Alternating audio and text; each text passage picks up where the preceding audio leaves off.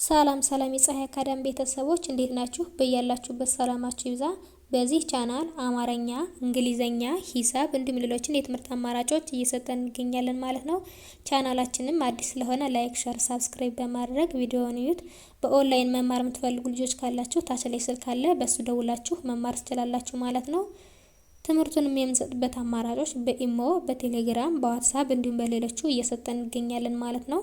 እንግዲህ በዛሬው ቪዲዮአችን አማርኛ ባለ አራት ሆሄ የቃላት ምስረታ የሚል ይዤላችሁ መጥቻለሁ። እሱንም አንድ ባንድ አሳያችኋለሁ። ከኔ ጋር ቆዩ። አማርኛ ፊደላትን ቃላት ስንመሰርት በሁለትም በሶስትም በአራትም እንዲሁም ከዚያም በላይ ባሉ ፊደላቶች ቃላትን እንመሰርታለን ማለት ነው። በዛሬው ቪዲዮአችን ባለ አራት ሆሄ የቃላት ምስረታ ነው ይዤላችሁ የመጣሁ። እንግዲህ ይህንን አንድ ባንድ አሳያችኋለሁ። ከኔ ጋር ቆዩ።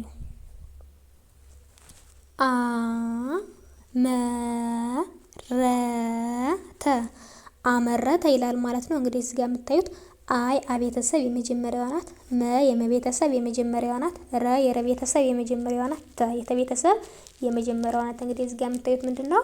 ሁሉም የመጀመሪያ ድምጾች ናቸው ማለት ነው። ስለዚህ አመረተ የሚል ቃል መስርቶልናል። እንግዲህ የምታዩት ደግሞ ባለ አራት ሆሄ ወይም ደግሞ ባለ አራት ፊደል ቃላት ነው ማለት ነው። እንግዲህ በዚህ መሰረት ይህ ሁሉ ባለ አራት ሆሄ ወይም ደግሞ ባለ አራት ፊደል ቃላት ነው ማለት ነው። እንግዲህ እያንዳንዳቸው እስኪ እንያቸው። ቀጣይ ደግሞ ላ የም አላየም ይላል ማለት ነው። እንግዲህ እዚህ ጋር የምታዩት አይ አቤተሰብ የመጀመሪያዋ ናት፣ ላ የለቤተሰብ የአራተኛዋ ናት፣ የቤተሰብ የመጀመሪያዋ ናት፣ ም የመቤተሰብ የስድስተኛዋ ናት። ስለዚህ አላየም የሚል ቃል መስርተውልናል ማለት ነው። እንግዲህ ቀጣይ ደግሞ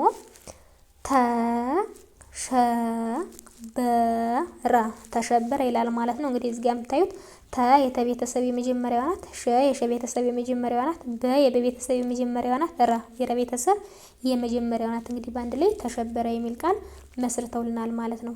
ቀጣይ ደግሞ ተማረከ ይላል ማለት ነው። እንግዲህ እዚህ ጋር የምታዩት ተ የተቤተሰብ የመጀመሪያዋ ናት፣ ማ የመቤተሰብ የአራተኛዋ ናት፣ ረ የረቤተሰብ የመጀመሪያዋ ናት፣ ከ የከቤተሰብ የመጀመሪያዋ ናት። እንግዲህ በአንድ ላይ ተማረከ የሚል ቃል መስርተውልናል ማለት ነው። ቀጣይ ደግሞ አለቀሰ ይላል ማለት ነው። እንግዲህ እዚህ ጋር የምታዩት አይ አቤተሰብ የመጀመሪያዋ ናት፣ ለ የለቤተሰብ የመጀመሪያዋ ናት፣ ቀ የቀቤተሰብ የመጀመሪያዋ ናት፣ ሰ የሰቤተሰብ የመጀመሪያዋ ናት። እንግዲህ በአንድ ላይ አለቀሰ የሚል ቃል መስርተውልናል ማለት ነው። እዚህ ጋር እንግዲህ ምንድናቸው እነዚህ ሁሎችም የመጀመሪያ ድምጾች ናቸው ማለት ነው። እንግዲህ ወደ ቀጣዩ እንሄድ። ቀጣይ ደግሞ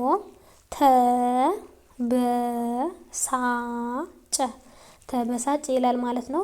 ተ የተቤተሰብ የመጀመሪያዋ ናት፣ በ የበቤተሰብ የመጀመሪያዋ ናት፣ ሳ የሰቤተሰብ የአራተኛዋ ናት፣ ጨ የጨቤተሰብ የመጀመሪያዋ ናት። ስለዚህ በአንድ ላይ ተበሳጨ ይላል ማለት ነው። ቀጣይ ደግሞ ሰራዊት ይላል ማለት ነው። እንግዲህ እዚህ ጋር የምታዩት ሰ የሰቤተሰብ የመጀመሪያዋ ናት፣ ራ የረቤተሰብ የአራተኛዋ ናት፣ ዊ የወቤተሰብ የሶስተኛዋ ናት፣ ት የተቤተሰብ የስድስተኛዋ ናት። በአንድ ላይ ሰራዊት የሚል ቃል መስርተውልናል ማለት ነው። ቀጣይ ደግሞ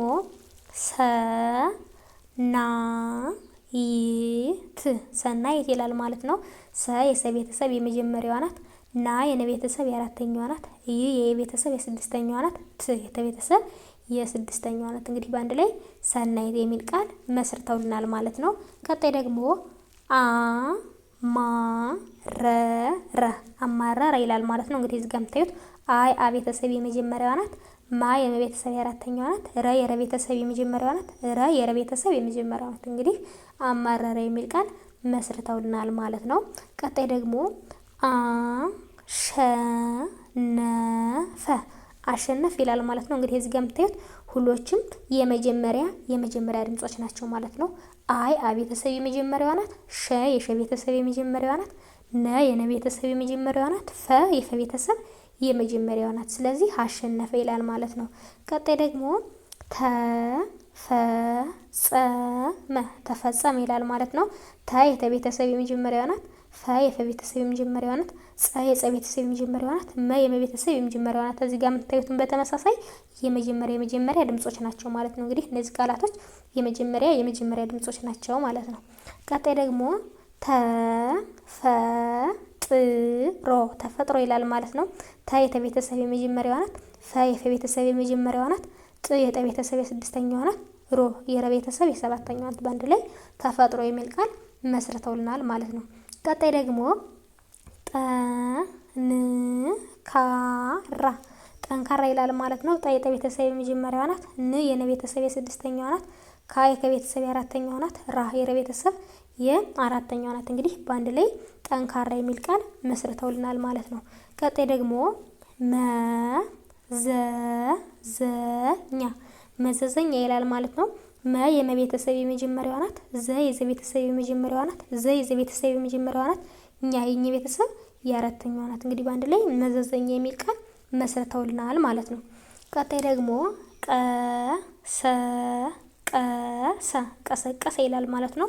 ቀ የቀ ቤተሰብ የመጀመሪያዋ ናት። ሰ የሰ ቤተሰብ የመጀመሪያዋ ናት። ቀ የቀ ቤተሰብ የመጀመሪያዋ ናት። ሰ የሰ ቤተሰብ የመጀመሪያዋ ናት። እንግዲህ በአንድ ላይ ቀሰቀሰ የሚል ቃል መስርተውልናል ማለት ነው። እዚህ ጋር የምታዩት ምንድነው? ሁሎችም የመጀመሪያ ድምጾች ናቸው ማለት ነው።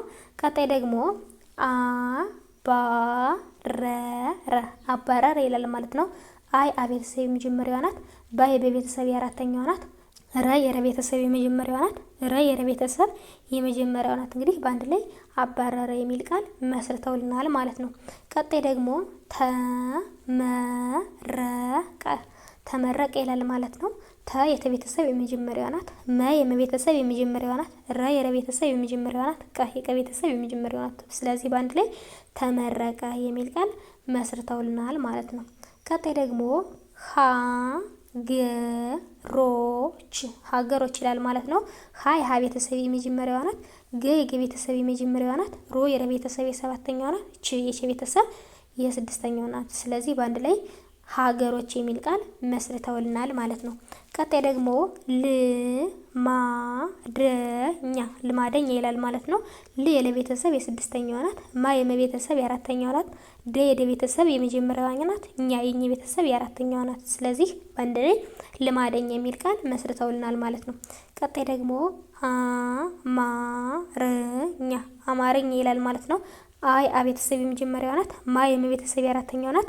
ረ የረ ቤተሰብ የስድስተኛዋ ናት። ኛ የኘ ቤተሰብ የአራተኛዋ ናት። ስለዚህ በአንድ ላይ አማርኛ ይላል ማለት ነው።